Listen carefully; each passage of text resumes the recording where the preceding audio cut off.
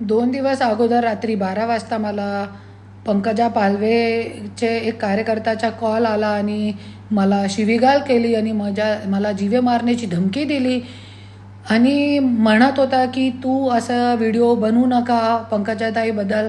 पंकजाताईने काही काम केले नाही, त्याच्यासाठी त्याचा तू पर्दाफाश करू नको. धनंजय मुंडेवरती काय तू व्हिडिओ बनवू नको, बोलू नको कोणत्याही.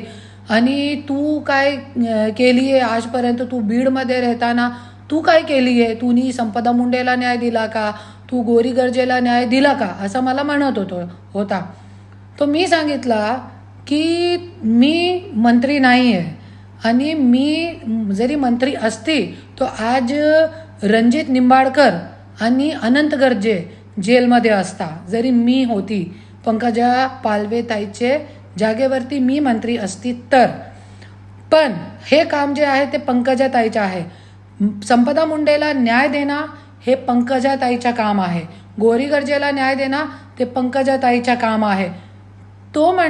ते पंकजा पालवे ताई म्हणतीये ना, ते ओबीसी समाजाची नेता आहे, वंजारी समाजाची मुलगी आहे.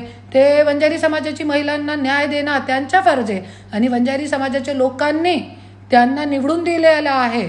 तो त्यांना विचारा तुम्ही. आणि तुम्ही मला शिवीगाळ करण्यापेक्षा, मला जीवे मारण्याची धमकी देण्यापेक्षा तुम्ही तुमच्या नेत्याला सांगा लोकांचे काम करा. फक्त जातीपातीचा राजकारण करून स्वतःची पुऱ्या भाजून मोठे मोठे भ्रष्टाचार करणारे हे लोक. चिक्कीचा घोटाळा केला होता, मोबाईलचा घोटाळा केला होता, माझ्या नवऱ्याने मला सगळं सांगितलेलं आहे. तरी पण मी आज गप्प आहे आणि खूप मोठी मोठी आहे ह्यांचे. पण मला जरी शिवीगाळ केली, जरी मी तोंड उघडला, आता तो फक्त मी लोकांचे प्रश्नवर बोलते, पण जरी